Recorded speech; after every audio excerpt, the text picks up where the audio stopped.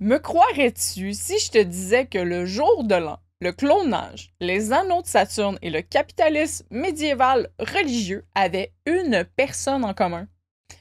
Aujourd'hui, dans ma série Les dieux du sexe, wow, je pensais jamais que j'allais dire ça. On parle de Jésus. Et oui, Jésus, et pas Jésus au complet en plus, juste son prépuce. Et oui, juste son prépuce. Et ce prépuce-là, ce n'est pas n'importe quel bout de peau séchée. Il est assez magique pour déclencher des tempêtes et apparaître dans ta bouche quand tu pries. Apparemment, c'est vraiment difficile à avaler aussi. C'est pas peu dire. Déjà, le comment je suis tombée sur ce sujet-là est hors de l'ordinaire. Je suis tombée sur cette histoire à cause d'un thumbnail YouTube sur la torture médiévale qui m'a amené à vouloir savoir d'où provenait l'image utilisée dans le thumbnail parce que je voulais faire une meme avec. Et quand j'ai fait une recherche sur cette image-là, on m'a proposé cet article-là dans les résultats de recherche. Donc, super intriguée et après plusieurs fous rires, j'ai cliqué et un rabbit hole de recherche plus tard, nous voici. Et honnêtement, je tombe parfois sur les sujets les plus bizarres dans mes recherches, mais cette histoire qui dure depuis 1200 ans remporte la palme d'or à date, c'est sûr. Notre histoire commence avec le Nouvel An, parce qu'il faut savoir que le Nouvel An que tu connais, celui le fun, où on boit beaucoup, on mange, on danse, on décompte jusqu'à zéro et on s'embrasse, n'est pas ce qu'il paraît. La vérité, selon l'évangéliste Luc, c'est que le Christ a été circoncis 8 jours après sa naissance. Naissance le 25 décembre, donc 8 jours plus tard, ça nous amène le 1er janvier. Et oui, le Nouvel An a été déclaré jour de la fête de la circoncision du Christ en 567 parce que l'Église voulait éloigner les fidèles des célébrations érotico-sauvages héritées par les Romains. Et je les comprends un peu. Avec Dionysus, Pan, Aphrodite qui exerçait peut-être encore une petite influence sur les parties du temps, c'était peut-être une bonne idée. C'est un drôle de choix de thématique, mais si ça marche. La vraie question c'est pourquoi? Pourquoi avoir choisi le prépuce comme la chose la plus importante à vénérer en termes de reliques? Parce que c'est là qu'on s'en va. Habituellement, la plupart des saints, en quittant ce monde, ont la bonté d'y abandonner leur enveloppe corporelle. Ça, c'est super chanceux pour les religieux parce que ça fournit une abondance de reliques à mettre dans les églises. Mais l'ami JC ne s'est pas montré aussi généreux. Selon le Nouveau Testament, il serait remonté au ciel sous sa forme humaine, donc avec tous ses petits bouts vivants. Mais les petits bouts perdus au cours de sa vie, les dents de lait, les cheveux, les ongles, les larmes, le sang, vous le devinez aussi, son divin prépuce, sont restés sur Terre, ce qui fait en sorte que ça devient un item légendaire.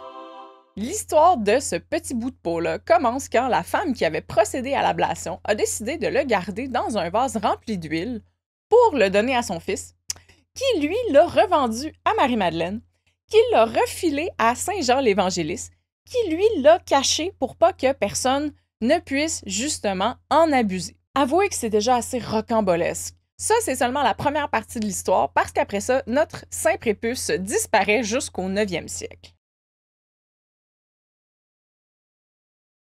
Aujourd'hui, les reliques, ça sonne plus comme un artefact un petit peu creepy, souvent hanté, utilisé dans les films d'horreur pour partir une histoire. Mais au Moyen Âge, c'était pas du tout le cas. Non seulement les gens croyaient que les reliques avaient des pouvoirs, mais aussi qu'elles faisaient des miracles. Et c'est le deuxième pourquoi un prépuce de Jésus, c'est précieux dans ton église médiévale. En avoir un, ça veut dire attirer tous les beaux pèlerins aux poches pleines qui vont vouloir le voir et profiter de ses pouvoirs pour guérir, pour avoir plus de fécondité et bien d'autres choses qu'on ne connaît pas. C'est comme ça que plusieurs églises ont amassé une fortune considérable et donc un pouvoir considérable parce qu'en ces années-là, ces deux choses-là, un peu comme aujourd'hui encore honnêtement, elles sont attachées ensemble. Donc c'est un catching. Ça fait en sorte que toutes les églises, chapelles et abbayes se disputaient les reliques dans le monde. Le Saint Prépuce, c'était la poule aux œufs d'or. Donc, il a commencé à en apparaître un petit peu partout en même temps. C'est dire que Jésus ne multipliait pas seulement les pains. En France, par exemple, ceux de Chartres, Metz, Charroux, conque, langre, fécamp, puis envellé et 2 d'Auvergne étaient célèbres. Ça commence déjà à en faire beaucoup. En Allemagne, il y en avait aussi un à Hildesheim, en Belgique à Anvers et bien sûr, il y en avait un à Rome au Vatican. Tantôt, je vous parle de un caché à Calcutta en Italie qui a survécu jusque dans les années 80 avant d'être victime d'une horrible conspiration par le Vatican ou la CIA, on ne sait pas encore, pour le voler. Je sais que tout ça semble complètement fou, mais je vous jure que c'est vrai. Je vous raconte cette histoire-là dans quelques minutes, vous allez être jetés par terre. Bref, des prépuces, il y en avait beaucoup, probablement jusqu'à 80 en même temps à travers la période médiévale. Ici, je me dis que le Biblically Accurate Angel peut aller se rhabiller. Moi, je veux un Relic Accurate Jesus parce que 80 prépuces, ça veut dire 80... You know what?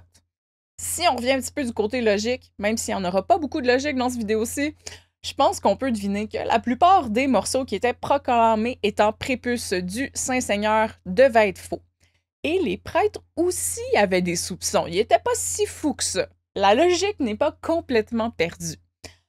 Alors, pour savoir lesquels étaient authentiques, il y avait des prêtres qui se mettaient le prépuce séché dans la bouche pour pouvoir déterminer s'il s'agissait au moins de chair humaine. Apparemment, c'était assez pour prouver une authenticité. Oh, bon, on va laisser faire la logique finalement, je pense qu'il n'y en aura pas du tout. Je me demande quand même comment tu fais pour te retrouver dans ce travail-là.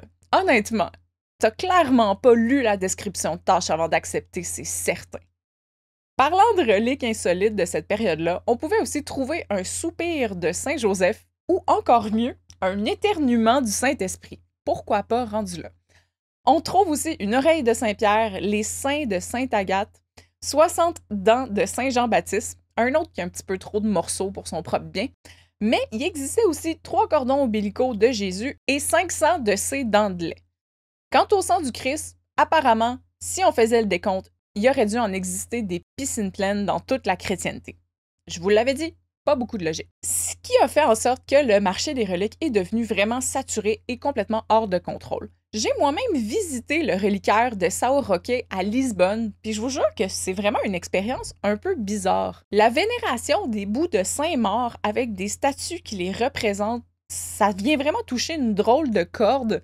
Et honnêtement, j'ai trouvé ça plus bizarre que les catacombes de Paris pour vous donner une idée. Donc, il se passe vraiment quelque chose de spécial avec le concept justement de l'adoration de bouts de cadavres, parce que c'est vraiment ce que c'est en réalité. Revenons-en à notre Saint Prépuce et ses merveilleuses aventures. Tu peux sortir les orgies des célébrations du Nouvel An des païens, mais tu ne peux pas sortir le besoin de prier pour la fécondité de l'humain. Les chrétiens, durant les premiers siècles de leur expansion, savaient ça. Alors, ils ont substitué le pénis en érection qui symbolisait la fécondité depuis des millénaires dans d'autres religions, comme ici, et Pan à Rome, par le Sanctum Prepucium, bien sûr, donc notre Saint Prépuce. C'est d'ailleurs pour cette raison que Catherine de Valois, épouse d'Henri V d'Angleterre, là maintenant on est rendu au 15e siècle, a demandé à en emprunter un parce qu'on disait qu'il luttait contre l'infertilité. Je vous parlais des genres de miracles et des pouvoirs que ça pouvait avoir. Ils lui ont donc amené celui qui était à Coulon en France et ça l'a marché. La reine est tombée enceinte. Et même 400 ans plus tard, donc au 19e siècle, après la grande censure qui bannit toutes les références au Saint Prépuce, on autorisait malgré tout les femmes enceintes à en voir un seul, le plus populaire, à Charroux en France, ce qui prouve que le symbole de fécondité avait encore beaucoup de pouvoir dans la chrétienté, même lorsqu'on avait abandonné le concept des reliques et de leur capacité à faire des miracles. Une autre histoire absolument folle, mais pas mal plus sexy, est celle d'Agnès Blankenbecken, une nonne autrichienne au 14e siècle qui, lorsqu'elle priait, pouvait sentir le prépuce du Christ dans sa bouche. La chanceuse! Selon ses propres mémoires, lorsque cela se produisait, son corps brûlait, pas douloureusement, mais agréablement. Je pense qu'on peut s'imaginer un petit peu ce qui se passait. Mais ce n'est pas tout. Chaque fois qu'elle essayait de l'avaler, il réapparaissait dans sa bouche. Et ça, plus d'une centaine de fois de suite, jusqu'à ce qu'elle puisse voir son corps s'illuminer. S'illuminer, hein? Tu pourrais pas inventer une histoire comme ça. C'est inutile de dire que son mémoire fut censuré à sa sortie. La vilaine nonne, mais c'est sûrement la nonne qui a eu la vie de nonne la moins plate dans l'histoire de toutes les nonnes. Il y avait aussi le théologien grec de la Renaissance, Léon Alasius, qui, dans son essai de Preputio Domini Nostri Jesu Christi Diatriba, discussion sur le prépuce de notre Seigneur Jésus-Christ, proposa l'hypothèse qu'au lieu que le prépuce soit resté sur Terre à faire plaisir aux nonnes, plutôt il serait finalement monté au ciel par ses propres moyens et se serait transformé en anneau de Saturne. Pourquoi pas? Et finalement, il y a Catherine de Sienne, la sainte patronne de l'Italie, qui a eu une vision de la Vierge Marie lui offrant son fils Jésus en mariage. Et pour faire office d'anneau de mariage, lui a fait don d'un anneau confectionné avec la peau de son prépuce, bien évidemment. La sainte affirmait donc qu'elle avait au doigt le prépuce de son Seigneur, mais malheureusement, il n'était visible que d'elle. Oh. Là, il y a quelque chose avec les Catherine et le saint prépuce. C'est un petit peu inquiétant, là. J'espère que ça ne deviendra pas une obsession pour moi non plus. Hein. Je ris beaucoup, là, parce que c'est tellement absurde pour moi. Mais quand je pense que la chrétienté, d'un côté, croyait et croit encore, parce que j'ai découvert dans mes recherches que des tournées de reliques se font encore aujourd'hui. Donc, bref, croit à des histoires aussi supernaturelles et folles, et de l'autre côté, n'avait aucun problème à persécuter et à assassiner les personnes considérées comme païennes ou avec des pratiques considérées magiques. Je pense particulièrement ici aux différentes chasses aux sorcières. Ça me dépasse complètement. Pas vous? Dites-moi donc ce que vous en pensez dans les commentaires et par le fait même, encouragez-moi à faire ce genre de vidéos-là et à plonger dans ces rabbit holes qui parfois ne finissent pas. Ça prend souvent plus de 18 heures de recherche, de l'écriture et aussi, bien évidemment, à filmer et à faire le montage de vidéos comme ceux-là. Si vous voulez me donner un bon coup de main là-dedans, allez m'acheter un métaphorique sextoy sur buymeacoffee.com.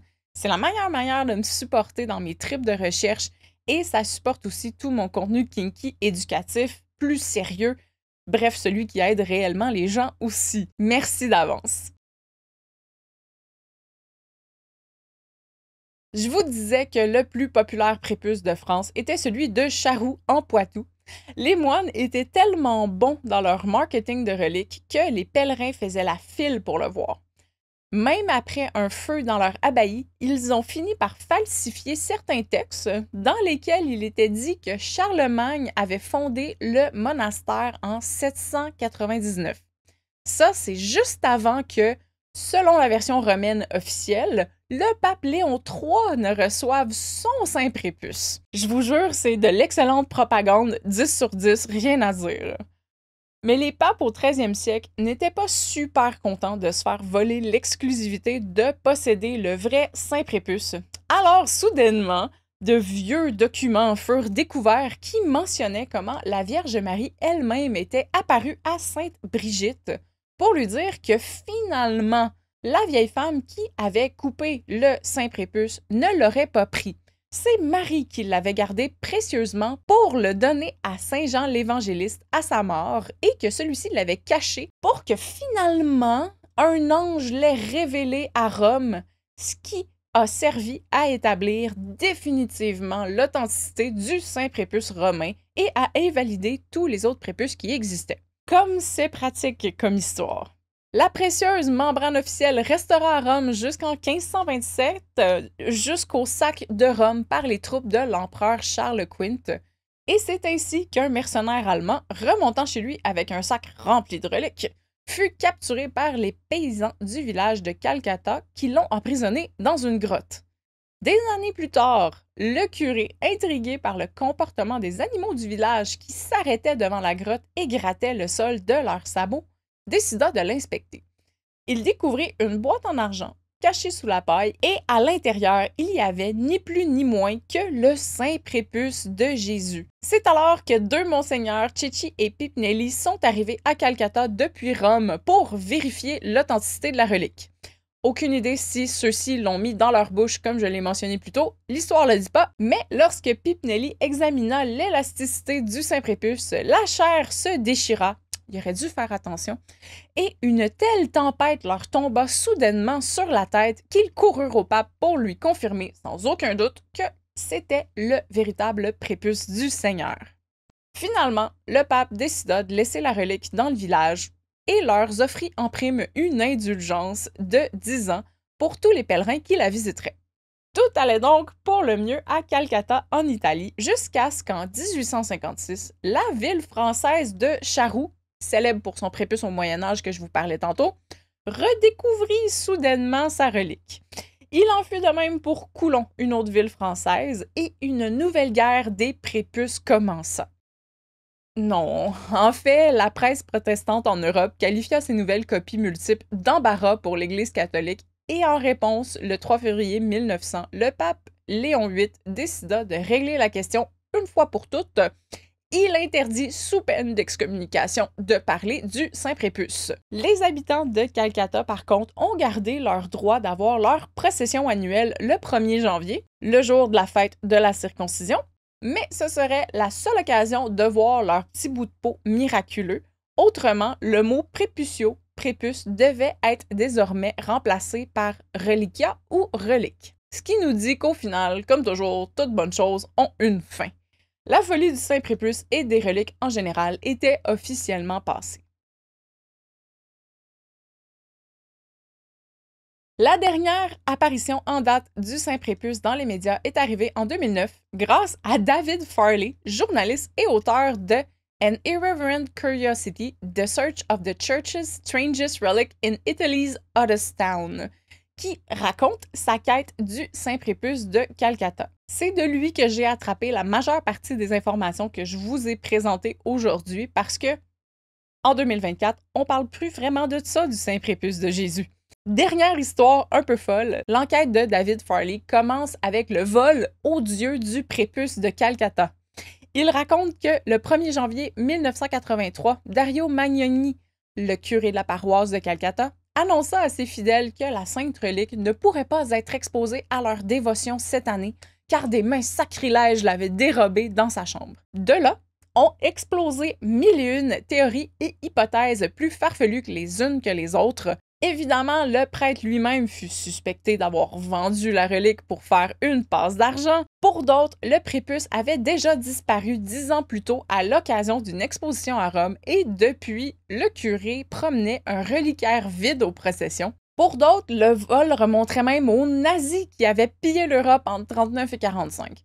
Ou alors, c'était peut-être les membres d'une secte satanique de Turin, ville magique appartenant à la constellation des sites ésotériques comme Bruges, Stonehenge ou la Mecque. À un certain point, même le Vatican a été accusé du vol, comme s'il y avait des ninjas curés qui seraient venus faire disparaître la merveilleuse relique du prépuce de Jésus. On dit qu'ils auraient été effrayés par les progrès de la datation par carbone 14, et c'est pour ça qu'ils auraient décidé de faire disparaître le seul vestige du corps du Christ resté en ce bas monde. Soit ça, ou on y va avec la version de l'auteur Alessandro Scanella, qui, dans son livre La Maledizione de Cristo, dit que le pape possède des laboratoires de clonage cachés dans les caves du Vatican qui servent à faire des recherches dans le but de cloner Jésus et ainsi annoncer sa seconde venue. Là, je sais pas à quel point c'est une drôle de coïncidence ou peut-être une intervention divine, qui sait, mais il y a 2 semaines, j'ai écouté un film d'horreur qui avait cette prémisse exacte-là.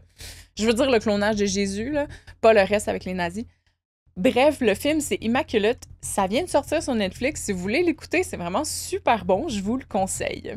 Finalement, c'est la raison qui va l'emporter pour une fois. Pas de sexe satanique, pas de clonage, pas de nazis. L'auteur a réussi à interviewer le prêtre Don Dario, à qui la relique avait été volée. Et après quelques bouteilles de vin, apparemment, le curé lui avoua qu'il ne croyait même pas à la relique. Que lui était un prêtre moderne avec des idées modernes.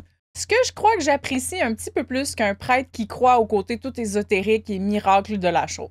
Finalement, qui sait? Le prêtre était peut-être juste tanné de faire la mascarade de la procession d'un prépuce de Jésus alors que personne ne fête plus la fête de la circoncision, même pas l'Église officielle. Je comprendrais ça. Et ça, c'est le dernier indice connu sur l'endroit où se trouverait possiblement le saint prépuce de notre Seigneur Jésus-Christ. Je pense que j'aurais préféré l'histoire de clonage, mais bon. Voilà ce qui conclut l'histoire du saint prépuce de Jésus dans toute son extravagance et sa folie. En toute franchise, je pouvais pas vraiment faire cette vidéo-là trop sérieuse. Je pense que j'ai jamais autant ri en écrivant un script. Juste en commençant la vidéo, tantôt, j'ai eu un autre fou rire. Je me disais, mon Dieu, j'arrive pas à croire que je vais faire ça aujourd'hui. Et je sais que, bon, c'était pas exactement une vidéo sur un dieu du sexe, mais le sexe des dieux, dans mon idée, ça compte quand même. Quelle histoire t'a le plus marqué? Fais-moi savoir dans les commentaires. Je vais être heureuse de savoir que je t'ai donné de nouvelles pièces de conversation pour ton prochain souper de famille. Partage la vidéo aussi pour m'aider à flabbergaster le plus de monde possible avec toutes ces informations complètement absurdes. Sur ce, prenez soin de vous, mes sexy curieux et curieuses. Je vous dis à bientôt.